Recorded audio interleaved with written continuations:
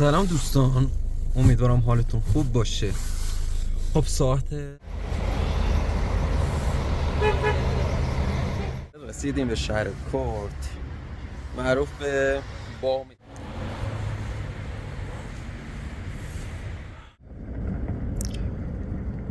مه گرفته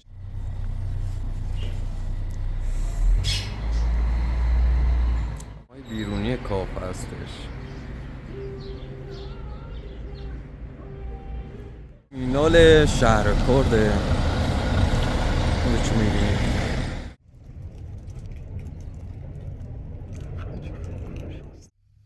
دوست عزیزی نوشته شب یلدا چیست؟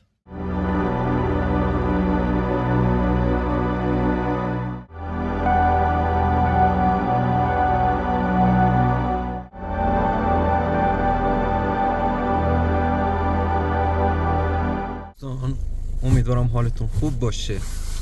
خب ساعت 5:30 و میخوام برم شهر کرد. حالا این بار تصمیم گرفتم که از شهر کردم فیلم برداری کنم و به شما دوستان عزیزم نشون بدم. با من همراه باشید. ولی قبلش بریم پمپ بنزین و مقداری سوخت بزنیم. سلام دوستان. حالا بین راه قهوه بکنیم و بعدش هم حرکت کنیم سمت شهر کرد.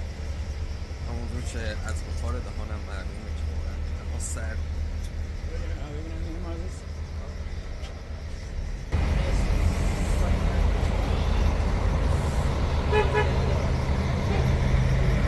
دوستان الان داخل شهر سفیدشت هستیم. تقریبا حدود نیم ساعت دیگه تا شهر کرد فاصله داریم و هر چه به سمت شهر کرد میریم واقعا هوا سردتر میشه.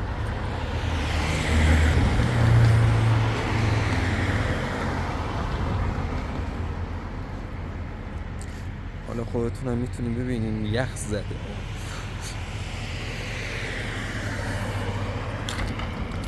بالاخره رسیدیم به شهر کرد معروف به بام ایران، چون نسبت به بقیه شهرهای ایران از دریا ارتفاعش بیشتره و واقعا هوا سردید.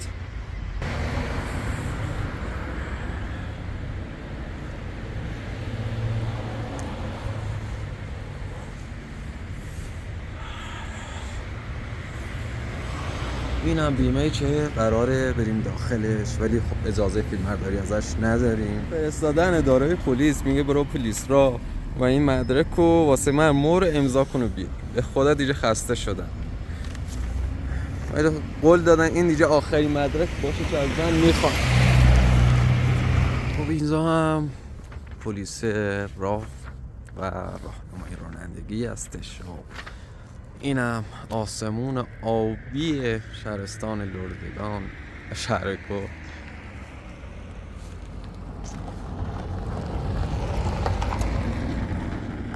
اگه اوضاع رو دقت کنین همش مه گرفته شهر.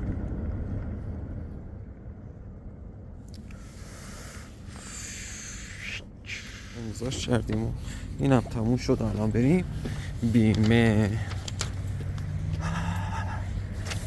سرد هوا. تا این موقع فهمیدیم که من عاشق هوا و حدود چند بار پیش اومدم داخل این تالار و هنوز که هنوزه مزه یادم نرفته. خودتون اینجا رو ببینیم و از زیبایی ها لذت ببرید.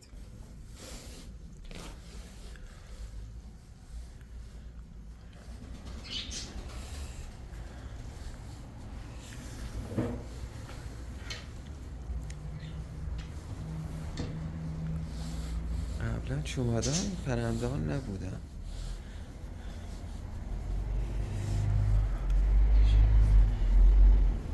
حالا اول پرنده ها رو بگیرن. با قول یکی از دوستان این پرندگان آواز نمی کنن، ناله می کنن چون داخل قفس.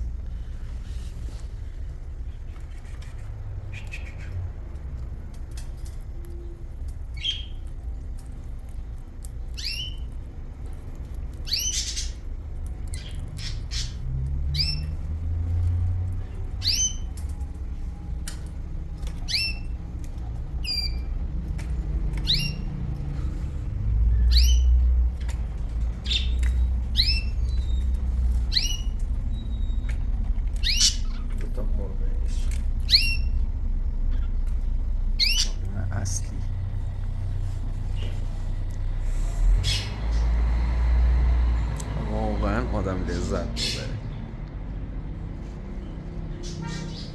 خوشمزگی قهوه رو تا چندان میکنه.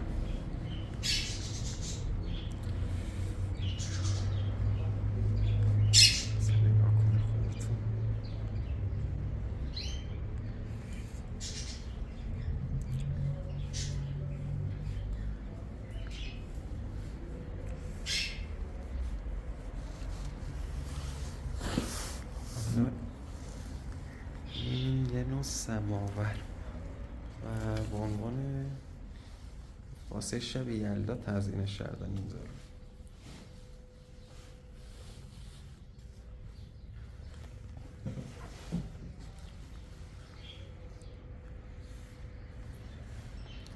ببین پا نذاریم رو فرش.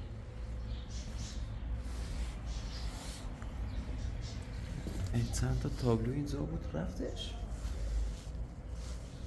تابلوهای قشنگی اینجا بودن، الان نیستشون. نمیدونم نشه آثار هنرمندان به صورت امانی در اختیار مجموعه قرار دارد، پس حتما بردنشون.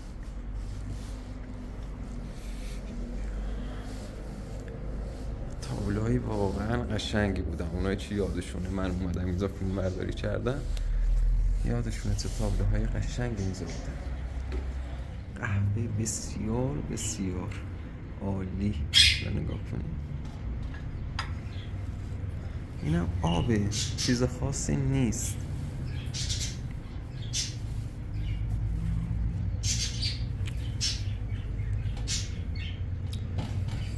جاتون خالی.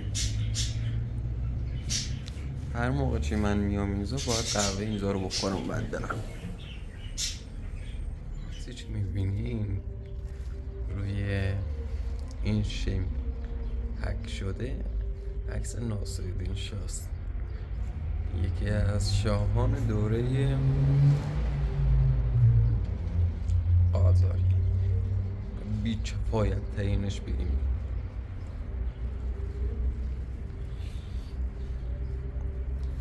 واقعا دلم نمیاد اینجا رو رها کنم و برم. کاش میشد یه کافه مثل این زن. این هم نمای بیرونی کافه هستش.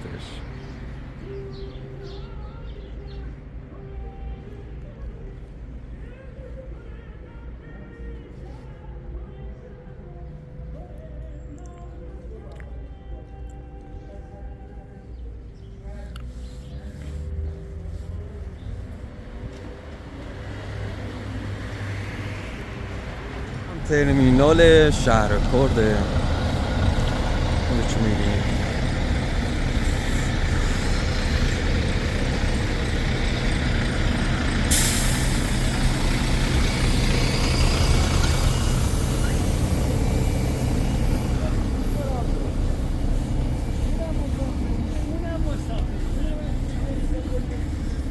حالا ببینیم مسافر پیدا می‌کنیش ببریم سمت لردگون خودمون تنها نباشیم یا نه.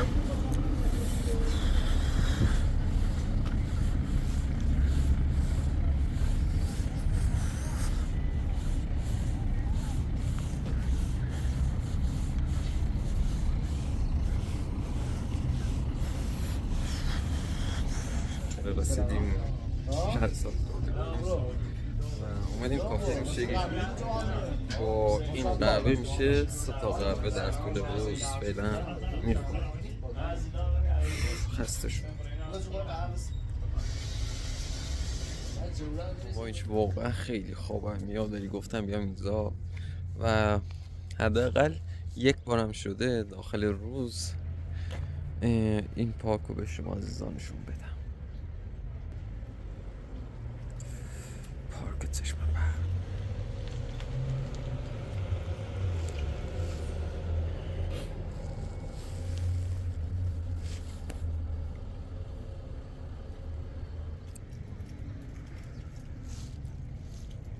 واقعا قشنگ.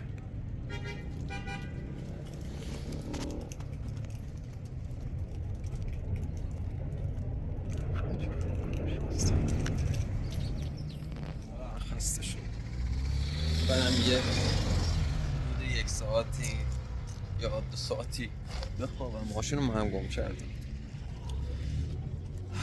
بعدش برم وسیله های امشب رو تهیه کنم. گذشت یلدای شب یلداست. سلامی دوباره خدمت شما دوستان. امیدوارم تا این موقع اوقات خوشی رو سپری کرده باشین. حتما سوء تفاهم پیش اومده و ترجمه بد بوده چه فکر کردی من این کاپشن رو دادم و یه کاپشن دیگه گرفتم.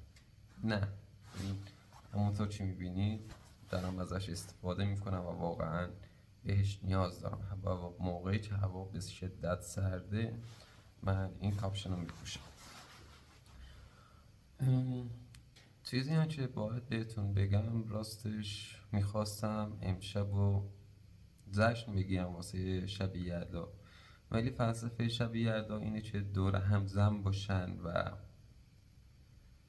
شب رو با خانواده سپری کنم. ولی همونطور که میدونین من تنها زندگی میکنم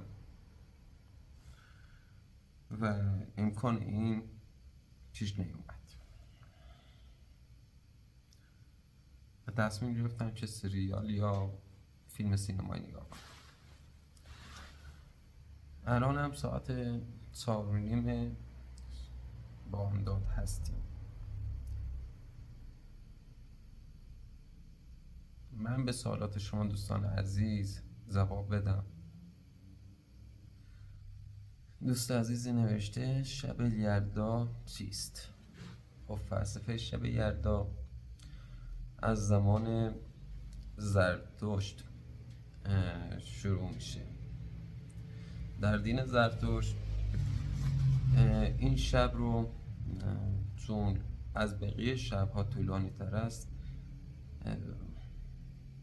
نحس میدونستن و فکر میکردن اهریمن ها در این شب به انسان ها حمله میکنن و به مردم میگفتن واسه این که در امان باشن در این موقع شب پیش هم باشن، کنار هم باشن و آخرین میوه های تابستانی خودشون رو بخورن، چه اکثرا انار و هندونه استفاده میشه.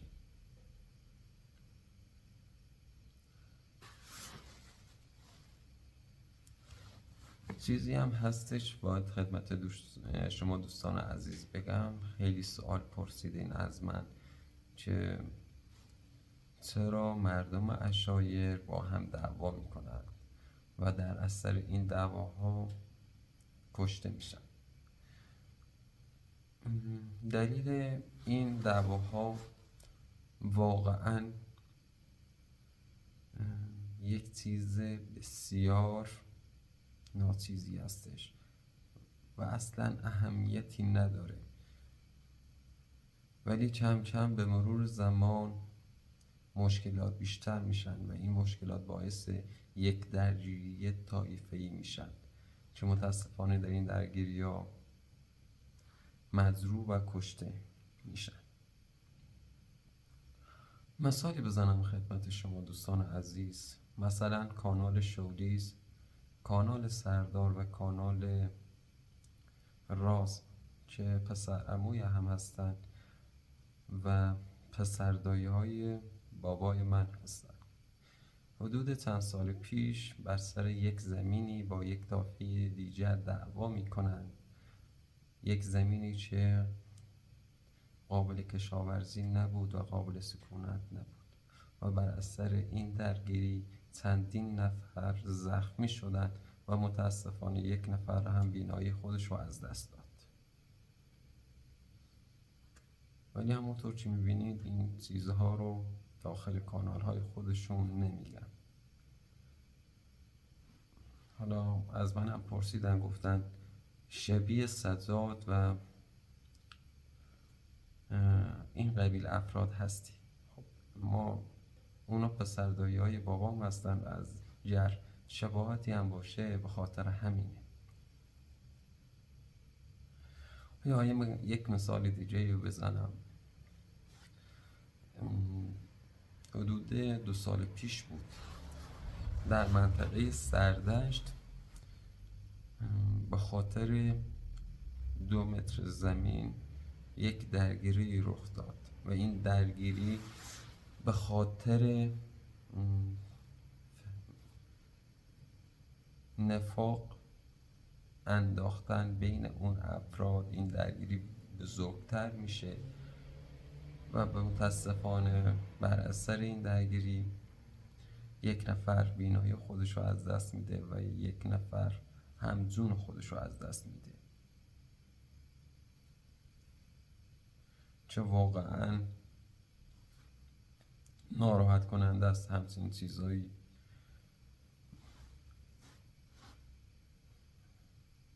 ولی با این حال تا به حال کسی در منطقه سردشت به جرم قتل اعدام نشده، چون درگیری ها اینقدر بزرگ هستن و تعداد زیادی در این درگیری ها شرکت میکنن که کسی نمیتونه بفهمه قاتل اصلی چه کسی هستش و خانواده مقتول یک نفر رو به دادگاه پیشنهاد میدن که این یک نفر رو دستگیر کنن یا چند نفر رو،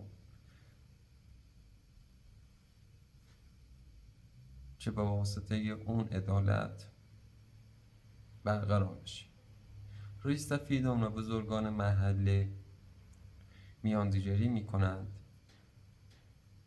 و این درگیری پایان میابه با آواره شدن خانواده قاتل و سپردن تمامی اموال به خانواده مقتول. مثلا خانواده که 2 سال پیش در درگیری یک نفر رو کشتن، حدود 10 تا از ساختمان های خودشون و مقدار زیادی از زمین ها و تمامی اموال خودشون رو به خانواده مقتول سپردن و الان متاسفانه آواره هستن. و به غیر از منطقه سردشت، بقیه منطقه های جنوبی کشور، لرستان، کوریلو برمد، خوزستان و لرستان، این درگیری ها بسیار بار است. امیدوارم روزی برسه که این درگیری ها تموم بشن و کسی آسیب نبینه.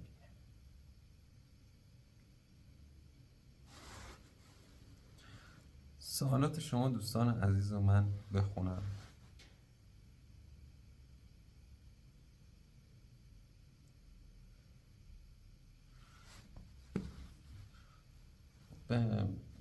متاسفانه در مناطق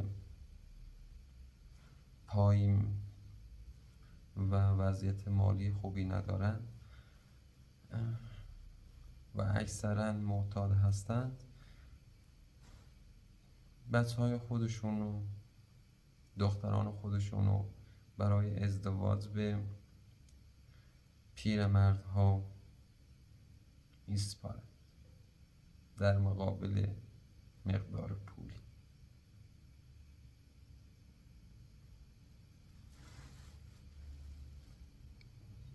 میشه پرسپولیس را به ما نشون بدیم؟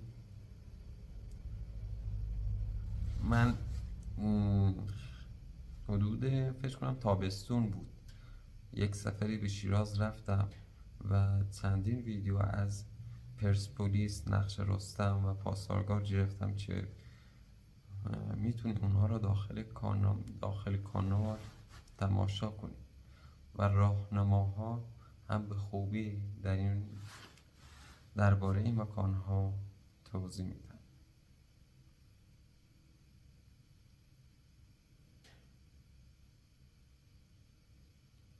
گفتی لری و بختیاری یکی هستند، با این حال نظریه هایی وجود دارد که میگویند این دو قبیله متفاوت هستند.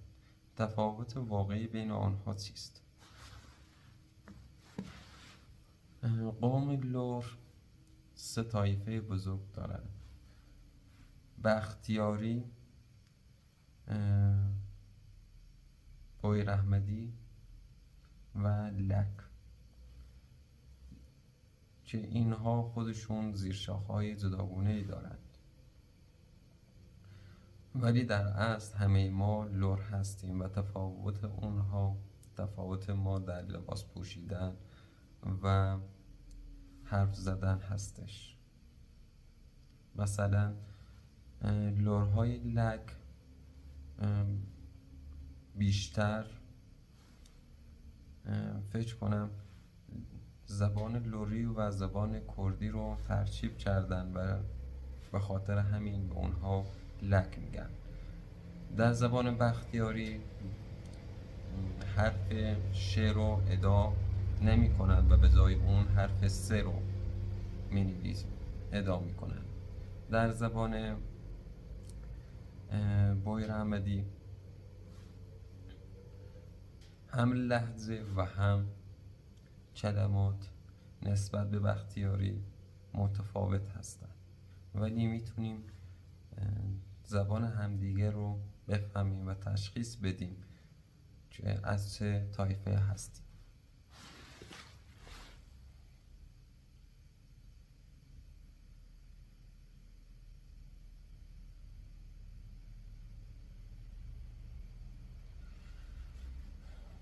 امران از فیلم‌های کانال‌ها همه جا جاده‌های آسفالت شده را می‌بینی. کجای ایران جاده‌های بد هست؟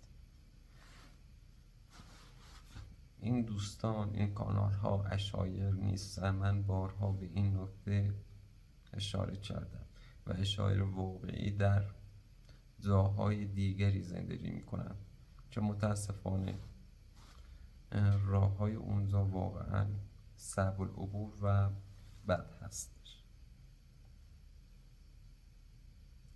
امران پس از خاندان سیف الله هستی. من واقعا سیف الله رو نمیشناسم، نمیدونم منظورتون کدوم شخص هست.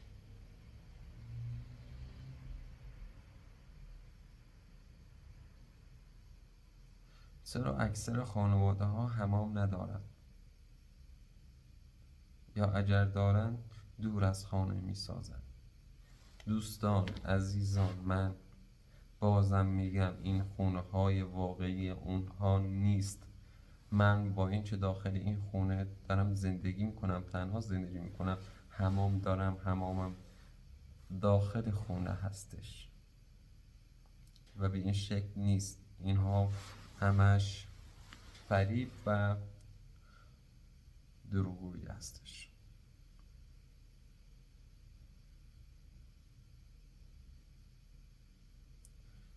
امران رقص دعوای دو مرد با چوب و ضربه زدن به پاهای یکدیگر، من معنی را نمیفهمم. می توانید آن را برای ما توضیح دهید؟ یکی از اصلی ترین رقص های بختیاری رقص چوب هستش که این هم نشأت میگیره به زمانهای گذشته، موقعی که تفنگ یا اسلحه جمعی وجود نداشتن، واسه این که در اردوگاه سرجم باشن و همزمان هم مجهز به سلاح باشن، از این رقص استفاده می‌کردن که هم نشون بدن ما در این حال که شاد هستیم میتوانیم مبارزه کنیم، یا به دشمنانشان بفهمونن رقص ما این گونه است، پس از زنگ ما بترسیم. و این رقص نسل به نسل رسیده و همچنان ادامه داره و نشون دهنده اصالت بختیاری و آمادگی مردان بختیاری است.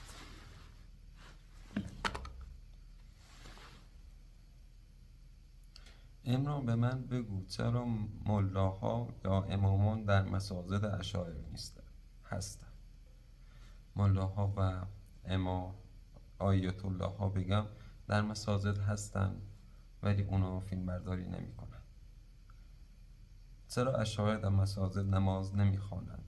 چون پول اونها رو کور کرده، از دین، روزه و نماز اونها رو غافل کرده. چرا مردم اشاعره در مساجد قرائت و تلاوت قرآن را نمی آموزند؟ به خاطر همون دلیل هایی که گفتم.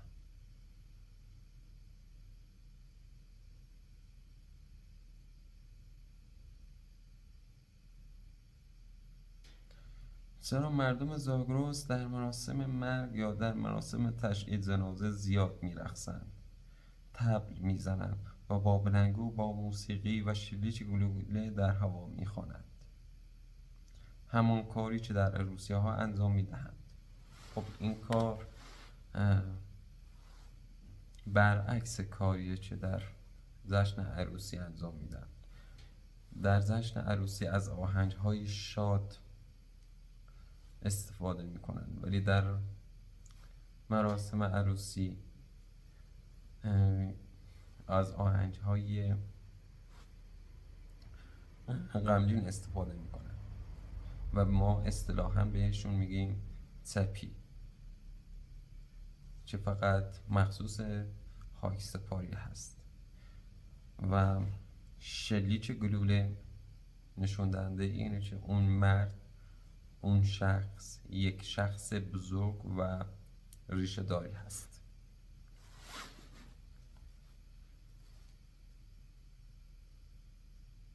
قیمت متوسط یک ماشین نو و یک ماشین دست دوم چقدر است؟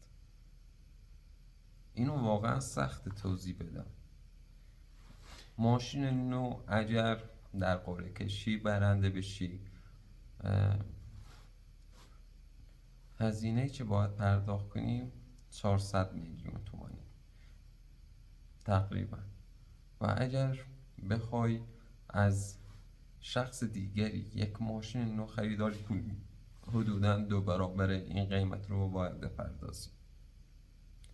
در ایران واقعا شرایط پیچیده استش و بعضی چیزا رو تا خودتون درک نکنید، تجربه نکنید و اونها رو نبینید نمیتونید متوجه بشید.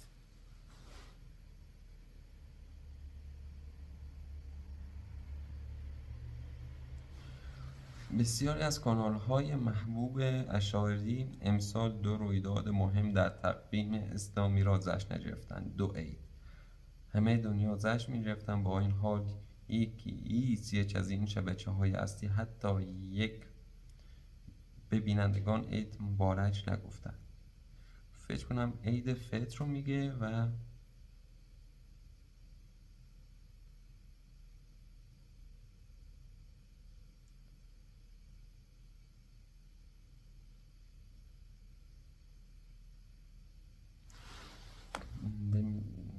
نمیدونم کدوم، حتما عید مبعث و عید فطر رو میگه. دوست عزیز، این اشایر گفتم فاصله گرفتن این کانال ها از دین، مذهب و اعتقادات خودشون و انسانیت فاصله گرفتن و به جرئت میتونم بگم الان دیگه خدا رو پرستش نمی کنن و تنها چیزی که پرستش میکنن پول و ثروت هستش. پس ناراحت نباشید که این 2 رویداد مهم رو جشن نگرفتن. چرا همه با لباسی که تمام روز میپوشند میخوابند؟ نمیدونم. این سوالا واقعا سوالای شخصی هستش و اون شخص باید جواب بده.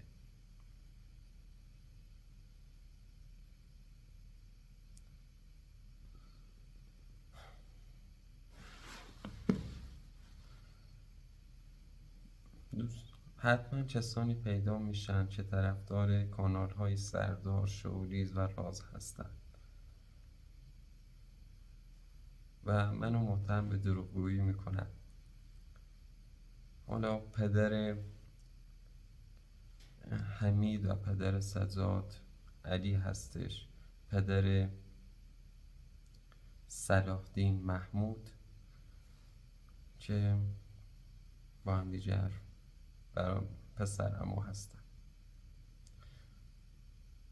و واقعا این چند تا کانال زندگی خیلی ها رو خراب کردن، در حالی که خودشون دارن زندگی میکنن. خب امیدوارم از این بخش لذت ببرید. ببخشید اگه من در این قسمت چمی ناراحت بودم. امیدوارم هر کجای جهان هستین یک زندگی شاد، موفق و پیروزی داشته باشین.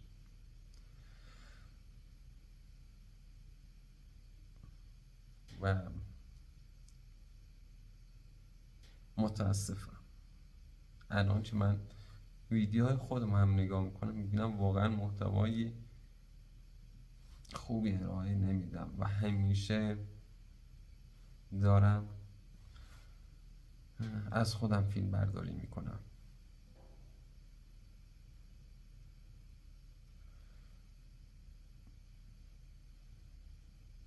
امیدوارم هیچ وقت تنها نباشید و یک زندگی شادی و آرامشی داشته باشید.